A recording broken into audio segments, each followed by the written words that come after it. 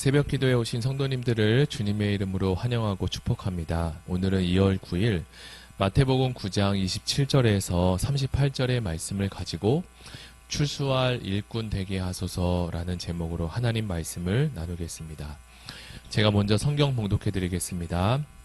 예수께서 거기에서 떠나가실새 두 맹인이 따라오며 소리질러 이르되 다윗의 자손이여 우리를 불쌍히 여기소서 하더니 예수께서 집에 들어가심에 맹인들이 그에게 나아오거늘 예수께서 이르시되 내가 능히 이 일 할 줄을 믿느냐 대답하되 주여 그러하오이다 하니 이에 예수께서 그들의 눈을 만지시며 이르시되 너희 믿음대로 되라 하시니 그 눈들이 밝아진지라. 예수께서 엄히 경고하시되 삼가 아무에게도 알리지 말라 하셨으나 그들이 나가서 예수의 소문을 그 온 땅에 퍼뜨리느니라.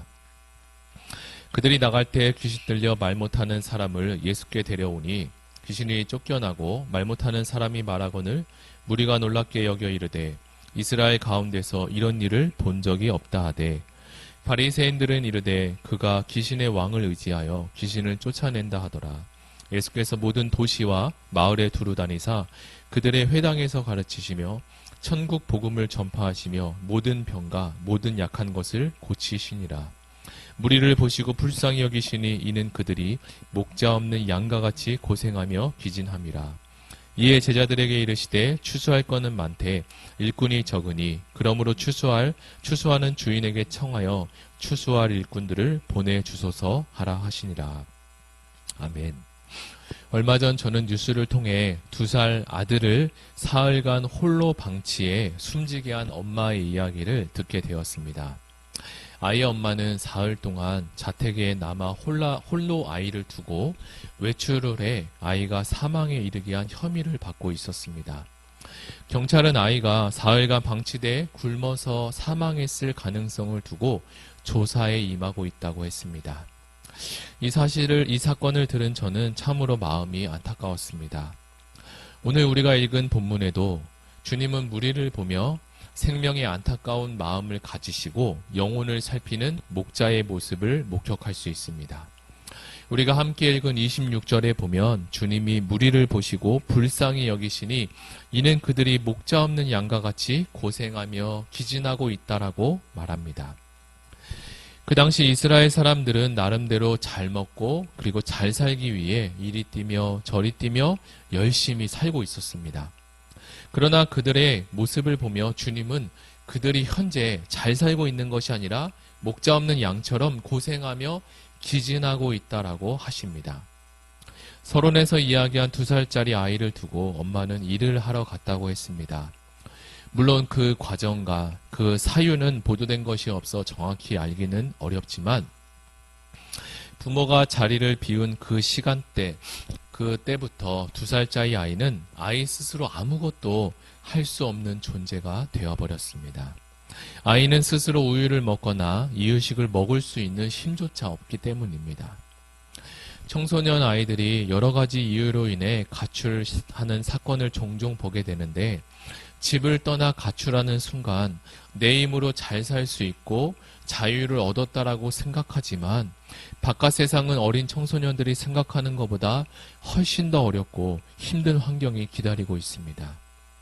이처럼 하나님은 죄인을 불쌍히 여기시어 하나밖에 없는 아들 예수를 이 땅에 보내주셨습니다.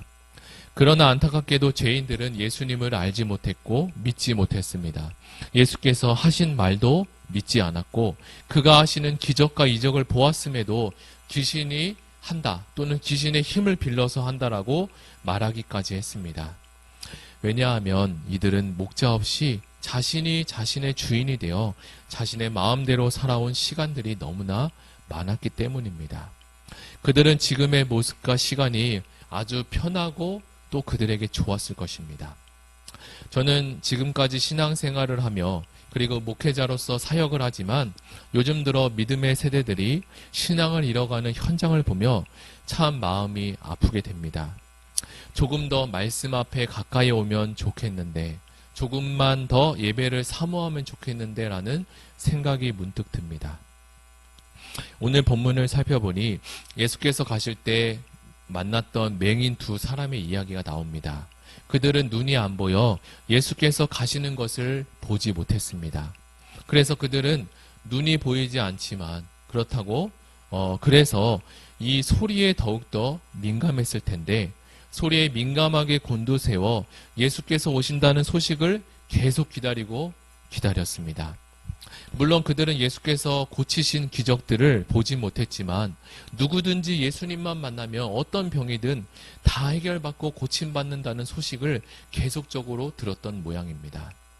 그 당시 유대인들은 장애를 가진 자라면 죄인이라는 취급을 받았기 때문에 맹인 두 사람 마음속에는 항상 나는 죄인이다. 그리고 죄책감 또한 많이 있었을 것입니다.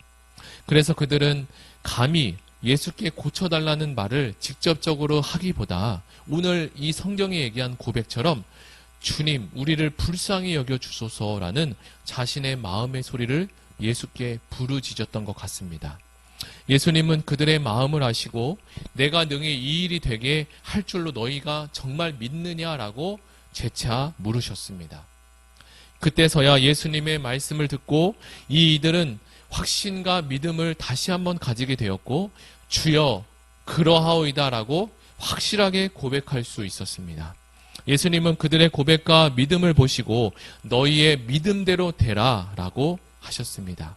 그 말이 떨어지자마자 즉시 그들의 눈이 밝아지게 된 것입니다. 그리고 그들에게 이어서 예수님이 부탁하시기를 너희들이 모두가 한시에 눈을 떴다는 이 사실을 어느 누구에게도 알리지 말라고 하셨습니다. 한날 한시에 두 사람이나 눈을 떴다는 것은 있을 수 없는 일이기에 이것은 진정한 메시아가 와야만 할 수 있는 일이기에 이것은 다른 사람이 들었을 때 메시아가 왔다는 소식이 전해지기 때문입니다. 예수님께서 생각하실 때 아직은 메시아가 드러나야 될 시간이 아니었고 혹시 메시아가 왔다는 소식을 알게 될 때 유대인들은 하나님이 보내신 메시아라는 그런 생각이 아니라 자신들의 이익을 위한 정치적인 메시아로 오해할 것이 뻔하게 보였기 때문입니다. 이는 곧 하나님의 큰 일을 그르치게 될 것입니다. 그러나 그들은 자신의 눈이 떠서 이 사실을 더 이상 숨길 수가 없었습니다. 그래서 그들은 너무나 기쁘고 기쁜 나머지 만나는 사람들마다 예수께서 내 눈을 고쳐주셨다라고 이 소식을 전했습니다. 물론 이 소식으로 예수께서 메시아라는 사실도 드러나게 됐지만 종교 지도자들과 더욱더 갈등하게 되는 사건이 시작되기도 했습니다. 그들에게는 예수라는 메시아가 자신들의 이익에는 아무런 도움이 되지 않고 이익이 되지 않기 때문에 오히려 방해가 되었기 때문입니다. 그래서 그들은 예수님의 능력을 인정하기를 원치 않고 귀신의 왕의 능력을 사용해서 병을 고치는 것이라고 하며 비아냥거리고 핍박했습니다. 그들은 계속해서 안 좋은 이야기를 그 사람은 예수가 아니고 메시아가 아니라고 소문내기 시작했습니다. 그러나 주님은 그러한 반응에 아랑곳하지 않으시고 계속적으로 복음을 전하시고 병을 고치고 하나님의 말씀을 가르치셨습니다. 주님은 자신이 잘못된 자라고 오해가 되어도 그것보다 더 소중한 것이 한 영혼이 하나님께 돌아오는 것이 훨씬 더 중요하고 유익하다라고 생각하셨습니다. 그리고 하나님이 원하시는 일이 바로 그 일이라고 생각하셔서 영혼 구원하는 일을 바쁘게 해 가셨습니다. 그러면서 목자의 심정을 가지고 목자의 일을 하는 사람이 지금 너무나 적다라고 말씀하시며 추수할 것이 이렇게 많은데 추수할 일꾼이 없다라고 적다라고 말씀하십니다. 이 말씀은 지금 우리의 모습이 아닐까 생각이 됩니다. 교회 안에는 말꾼은 많지만 정작 하나님의 일을 하는 일꾼은 적어지고 있지 않은가 생각됩니다. 우리의 주인 되신 하나님은 지금도 추수할 일꾼을 찾고 계신다는 사실을 우리가 기억하시며 주님의 일꾼 되시기를 의왕 우리의 모든 성도님들이 하나님의 일꾼 되시기를 예수님의 이름으로 축복합니다. 다 같이 우리 들은 말씀을 생각하며 기도하시고 이어지는 순장반 개강 수련회를 위해서 그리고 다락방 개강과 제자훈련, 사역훈련, 양육훈련을 위해서 다음 세대의 겨울 수련회를 위해서 그리고 가지고 오신 개인 기도 제목을 위해서 다 같이 기도하시겠습니다.